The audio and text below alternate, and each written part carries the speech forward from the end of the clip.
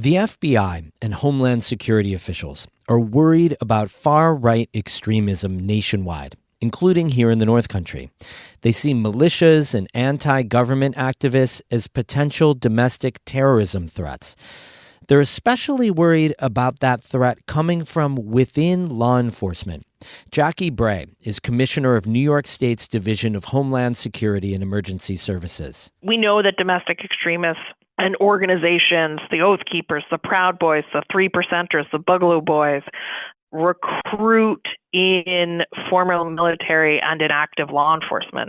And it is incredibly concerning to me.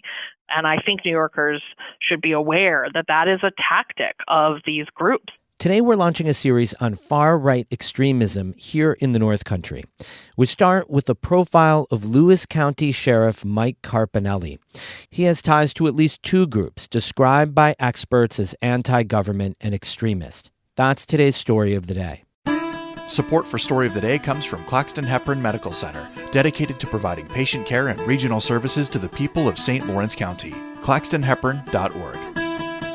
Hey, I'm David Sommerstein. It's Thursday, October 25th. I'm going to hand it right off to reporters Emily Russell and Zach Hirsch, who have been investigating this story. It's a cold February night back in 2020. Folks are packed inside the Lewis County Courthouse in Lowville. We want to thank you for coming today. People are overflowing into the hall, which is not typical for a county board meeting. But this is a meeting about gun control. This meeting is part of a push to designate Lewis County as a Second Amendment sanctuary, meaning there wouldn't be local enforcement of state gun laws. 30 minutes in, a man who's been standing at the back walks to the front of the crowd. I get a opportunity to speak it, and I'd like to be able to chance to talk as the sheriff of this county for the people that are here, okay? Yeah. Lewis County Sheriff Mike Carpinelli.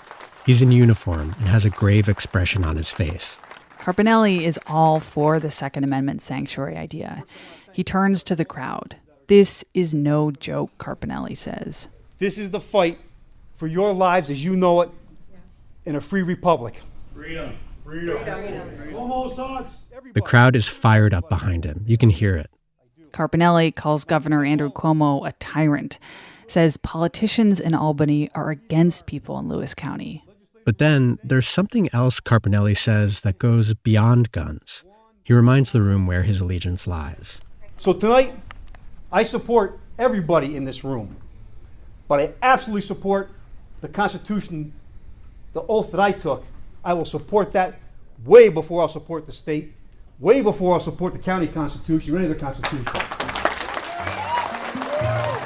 A few weeks later, Carpinelli emailed some colleagues about Second Amendment sanctuaries. He wrote, quote, "We will prevail, but not without a fight. It will be done with faith, education, elections, and force when necessary." Force when necessary. That kind of language worries state and federal counterterrorism officials. In the end, Lewis County did not become a Second Amendment sanctuary. But for the local gun rights crowd, Carpinelli was a hero. Still is. It's been moments like this that have made Carpinelli popular in Lewis County.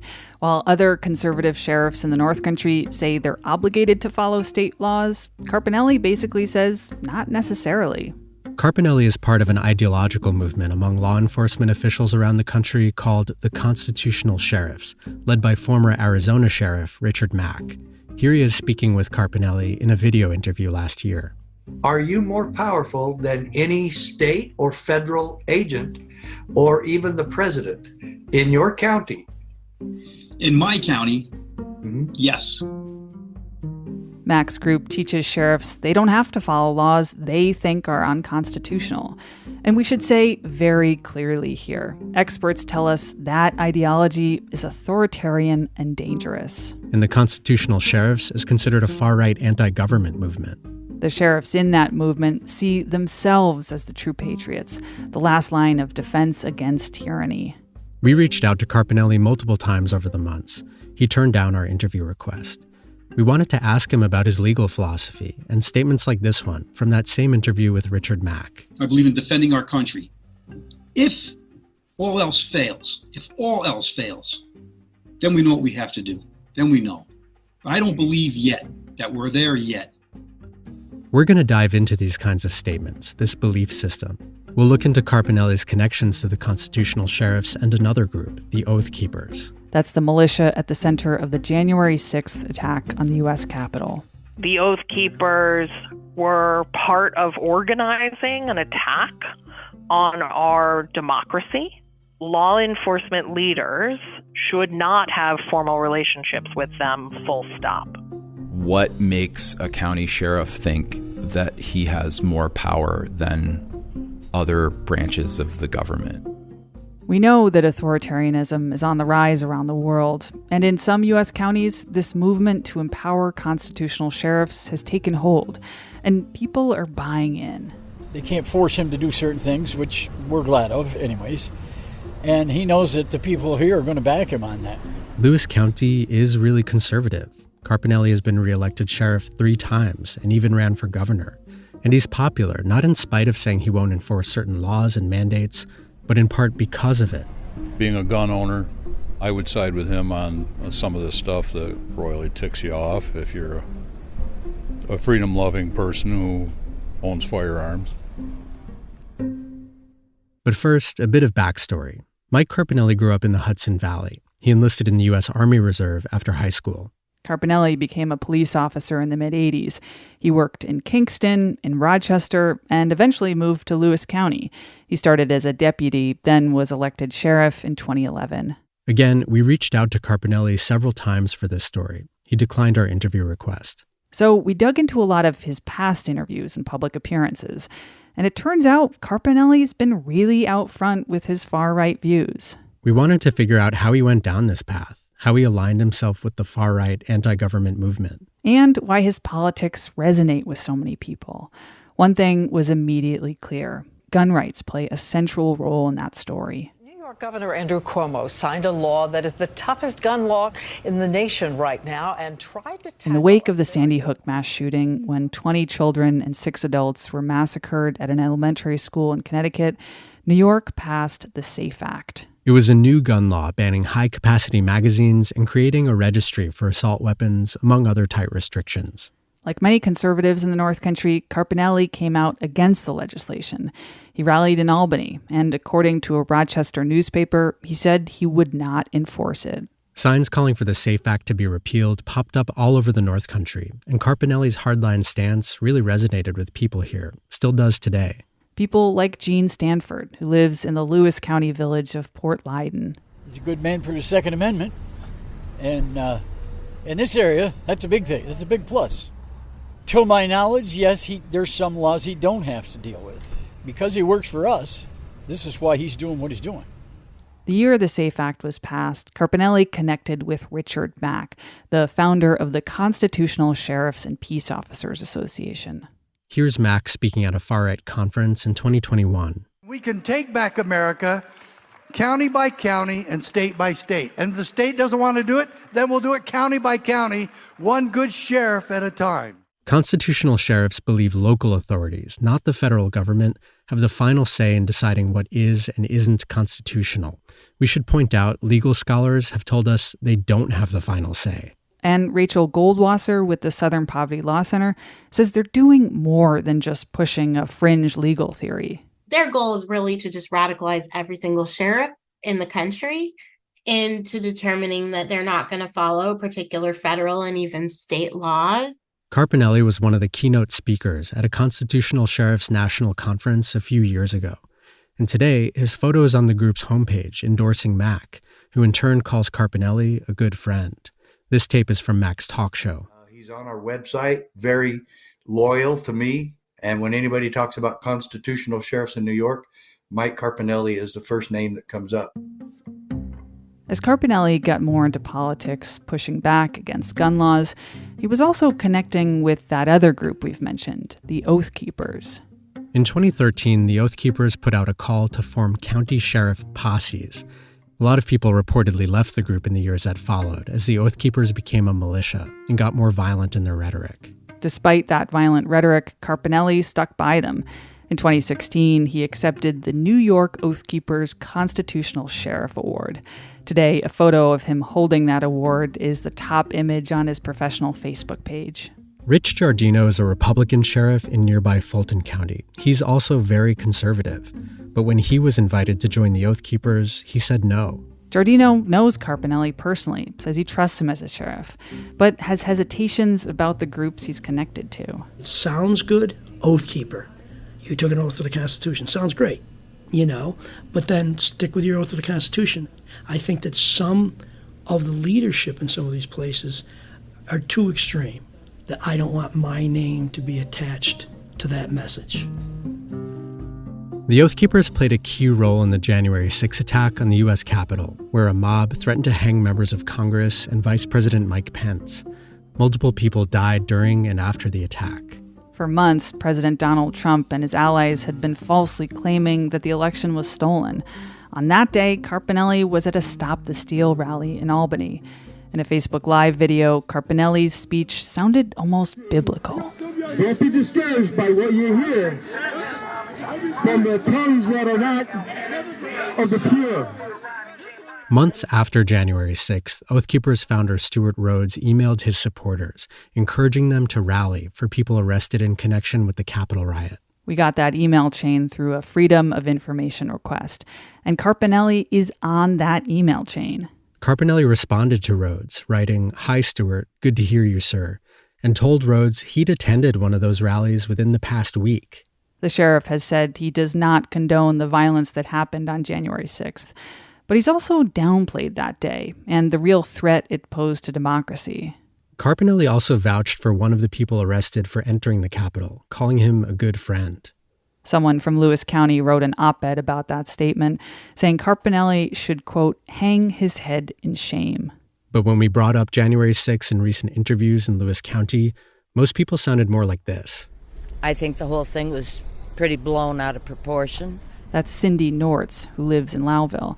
We also asked about Carpinelli's ties to the Oath Keepers and the constitutional sheriffs. What do you think about your sheriff being involved in some of those kinds of groups? Do you have any problems with it? No, I don't really. It's not illegal to associate with the Oath Keepers or the constitutional sheriffs or to rally. But Jackie Bray, commissioner of New York's Division of Homeland Security and Emergency Services, says Carpinelli's behavior is concerning.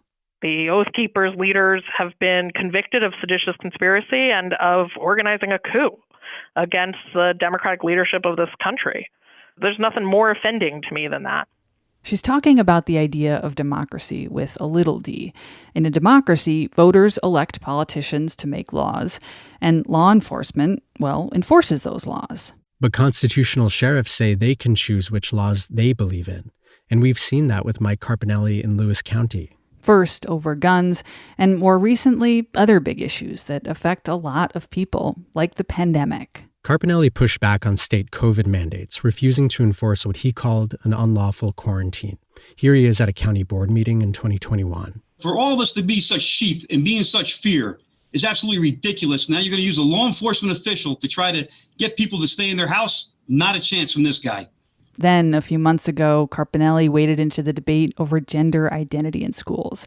In a Facebook Live interview, he referred to gender policies as, quote, mind control. If any parent goes to school, they find out that the administration is pushing this pedophile, this anti-gender crap, and a parent feels that their child has been endangered by the school system, we'll send down a deputy or an investigator, and we will arrest that school teacher. The sheriff is suggesting he could arrest someone for teaching something he doesn't agree with, not something that's against the law. To me, as a scholar who studies these things, it smacks of authoritarianism, right? That's Joe Henderson. He's a professor at Paul Smith College in the Adirondacks. It's this kind of belief that, you should be deferential to certain kinds of authority, and, anybody who deviates from that authority, needs to be punished. Henderson and others who study extremism say this is why this kind of rhetoric matters. He says it's a local authority picking and choosing which laws to enforce, leaving an entire population potentially at the mercy of one person's ideology. How does somebody, on the one hand, believe that the government shouldn't tread on them while also being literally an agent of the state? And the way that's a smooth ideology, right, is that you believe that your interpretation of the state is the correct one. Carpinelli is one of 8 constitutional sheriffs around New York and dozens across the country. As for the Oath Keepers, a leaked list showed at one point there were nearly 2,000 members in New York, including dozens in law enforcement. Drive around Lewis County and you'll see a lot of signs in support of Mike Carpinelli. Some people still even have Carpinelli for governor signs from a couple of years ago. We're now entering the town of Loudville. We drove around and talked to a lot of people, both in person and later over the phone. We wanted to figure out how Carpinelli's behavior, his embrace of a fringe ideology, is even possible. Here's what we know. First, plenty of people just aren't aware of any of that stuff. We asked Lydia Eastman from Glenfield about Carpinelli's connections to the Oath Keepers and constitutional sheriffs. I don't keep up with that. I don't even know what that means. But here's what Eastman does know about Carpinelli. I've seen a lot of his signs around. I've never had any encounters with him, but I know that he's helped a lot of my friends and family in the community. Second, there are people in Lewis County who are aware of those ties and his statements, and who either love Carpinelli for it, like Gene Stanford, who we heard from earlier, or it's just not the most important thing about the sheriff. Like for Richard DeFone, who's actually a former village judge from Loudville. He says you can't pick and choose which laws to follow, but overall... Well, I think he's done a good job as a sheriff. I think he brought innovations to the department, and the department's run pretty well. Some people in Lewis County are concerned about Carpinelli, but most didn't want to talk on tape, said they were scared of the repercussions. One county lawmaker, a Republican, also didn't want to talk on tape, but did give us some insight into the sheriff and his career, describing Carpinelli as the most popular politician in Lewis County. The people of Lewis County consistently elect him, the lawmaker said, adding, quote, "There's no secret about where he stands." For North Country Public Radio, I'm Emily Russell. And I'm Zach Hirsch. This story is part of a new NCPR series on far-right extremism in the North Country. We're calling it If All Else Fails. Emily and Zach will have more reporting and a podcast in the coming weeks. The series is supported by GRIST and the Center for Rural Strategies. Music in the story is from the Blue Dot Sessions. Story of the Day music today by Eddie Lawrence of Moira. I'm David Sommerstein, North Country Public Radio.